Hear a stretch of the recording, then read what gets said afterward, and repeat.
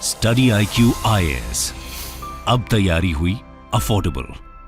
नमस्कार दोस्तों, पाकिस्तान के लिए एक बहुत बड़ा एम्बैरेसमेंट हुआ है। यहां पर आप देख सकते हो, खबर ये आई है कि मलेशिया ने, अब आपको समझना है कि मलेशिया काफी करीबी दोस्त है पाकिस्तान का।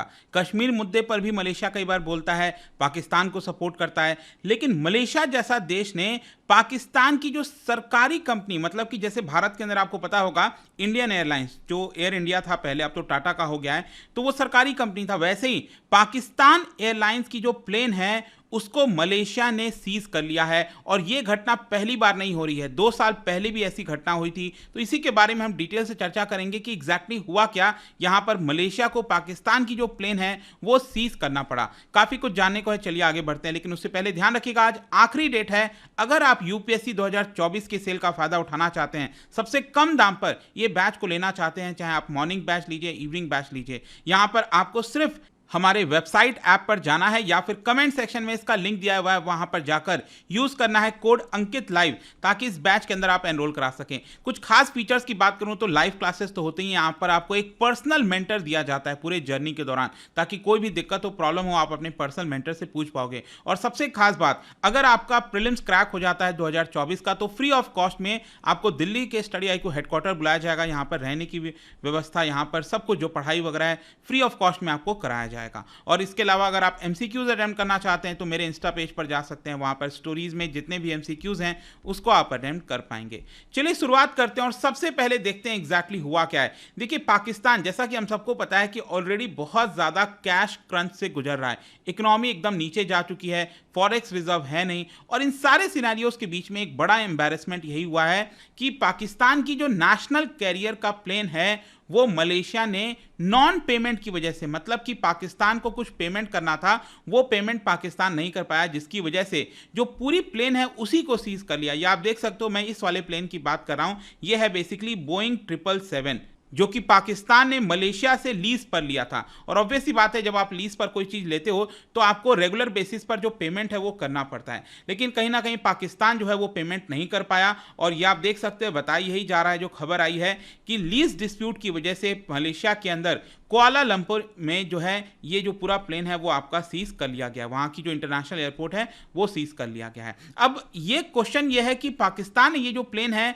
वो कब लिया था। मैं आपको थोड़ा सा इसका बैकग्राउंड बता देता हूं ताकि आपको चीजें समझ में आ जाएं। देखो क्या है ना, कि ये जो प्लेन है वो मलेशिया ने सबसे पहले दिया था वियतनाम को। वियतनाम एयरलाइंस ने इसको ऑपरेट किया था दिसंबर 2005 से लेकर अक्टूबर 2015 के बीच में, और उसके 2 महीने के बाद, लगभग आप कह सकते हो जनवरी 2016 में, मलेशिया ने ये जो प्लेन है वो पाकिस्तान इंटरनेशनल एयरलाइंस को दे दिया, ताकि पाकिस्तान इसको ऑपरेट कर सके। और इसका जो रजिस्टर्ड है, ये आप देख सकते हो, ये नाम से था APBMH। मैं आपको आगे बताऊंगा ये इंपॉर्टेंट क्यों हो जाता है, क्योंकि क्या है कि 2016 में तो ये पाकिस्तान ने ले लिया, लेकिन 2021 में, लगभग 2 साल पहले, जनवरी 2021 में ये प्लेन सीज कर लिया था पाकिस्तान का जो प्लेन लिया था उन्होंने, तो ये कुआलालंपुर में सीज कर लिया गया था। बेसिकली मैं आपको बताऊं तो ये आप देख सकते हो, ये पाकिस्तान है, इसकी कैपिटल है इस्लामाबाद। इस्लामाबाद से ये प्लेन ऑपरेट होता था कुआलालंपुर, मतलब कि ये मलेशिया की जो कैपिटल है कुआलालंपुर,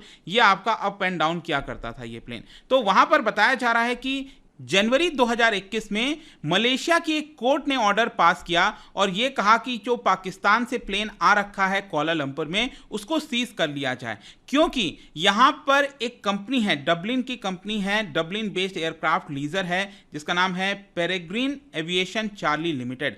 तो पाकिस्तान को यह पेमेंट इस कंपनी को करना था, लेकिन पाकिस्तान ने यह पेमेंट इस कंपनी को नहीं कर पाई थी। तो ये जो कंपनी है वो क्या की, ये एक्चुअली अगर मैं आपको बताऊं तो बताया ये जा रहा था कि जुलाई 2020 से लेकर इन्होंने कोई पेमेंट नहीं किया था, और अक्टूबर 2020 में ये जो कंपनी है वो लंदन हाई कोर्ट भी गई थी और उनको कहा था कि यहां पर पाकिस्तान को बोलिए कि वो पेमेंट कर दे, और ये पेमेंट करीब $14 मिलियन का था। और ये मैं आपको बता रहा हूं 2020 की बात, ठीक है।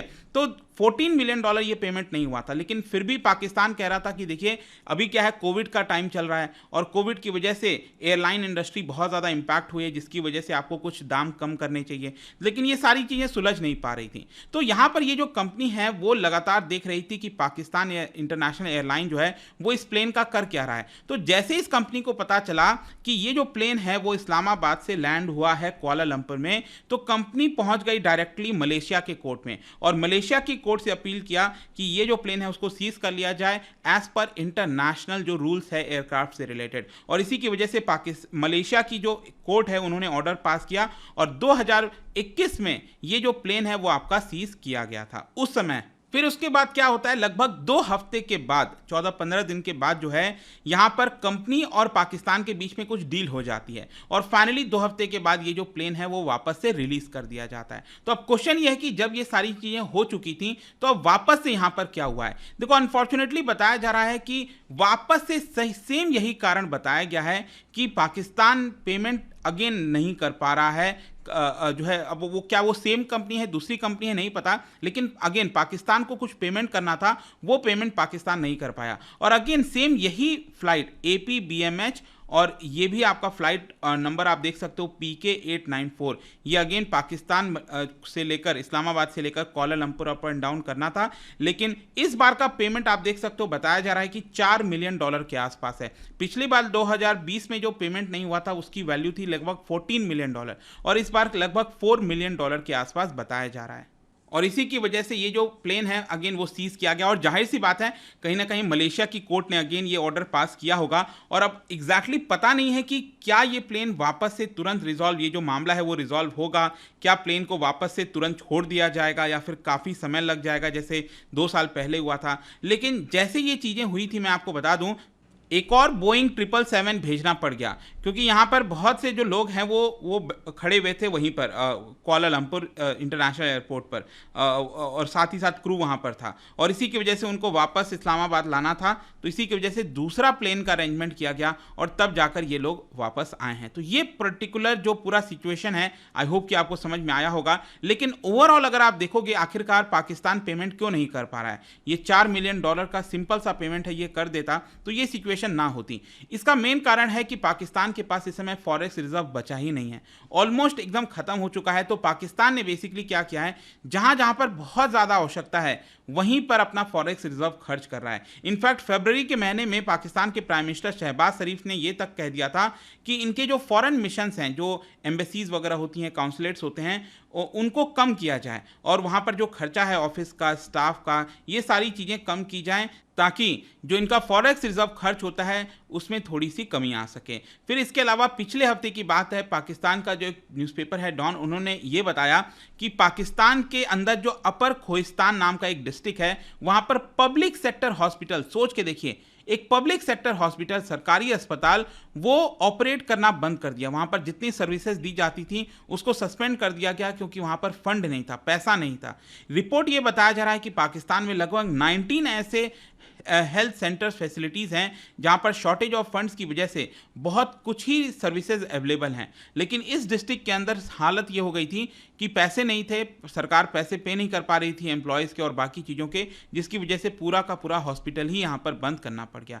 अब क्वेश्चन ये है कि IMF का डील क्या अभी तक हुआ नहीं है। देखो IMF से के साथ डील हुआ था इनका $6.5 बिलियन को लेकर, लेकिन पिछले साल से जब से पॉलिटिकल टर्मोइल हुआ है पाकिस्तान में, इसकी वजह से IMF ने भी पैसा देने से मना कर दिया है। अब बताया ये जा रहा है कि वापस से यहाँ पर एक कुछ बातचीत होने वाली है जून जुलाई के महीने में, और अगर ये सक्सेसफुल होता है तो मे बी $1.1 बिलियन पाकिस्तान को शायद मिल सकता है। देखना होगा क्या होगा नहीं होगा, बट आई होप कि ये जो बड़ी खबर आई थी इसके बारे में आपको डिटेल से पता चल गया होगा। और जाने से पहले एक इंटरेस्टिंग क्वेश्चन, क्या आप बता सकते हो कि bad money drives good money out of circulation, ये जो लॉ है इन इकोनॉमिक्स, ये किसके द्वारा किया गया था, कौन सा लॉ है ये, बेसिकली ये आपको बताना है। इसका राइट आंसर आप सबको पता है, मेरे इंस्टाग्राम पर तो मिलेगा ही, वहाँ पर अगर आप नहीं हो कोई बात नहीं, टेलीग्राम से ले सकते हैं इसका सही उत्तर। मैं कई सारे जो MCQs हैं वो यहाँ पर स्टोरीज में डालता रहता हूँ। बाकी अगर आपको PDF चाहिए तो टेलीग्राम पर आइए, अलग अलग सोशल मीडिया पर आप जुड़ पाओगे। और जैसा मैंने बताया था, UPSC की अगर आप तैयारी कर रहे हो, just use the code Ankit live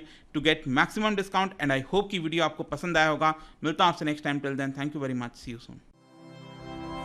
study IQ IAS, अब तैयारी हुई अफोर्डेबल।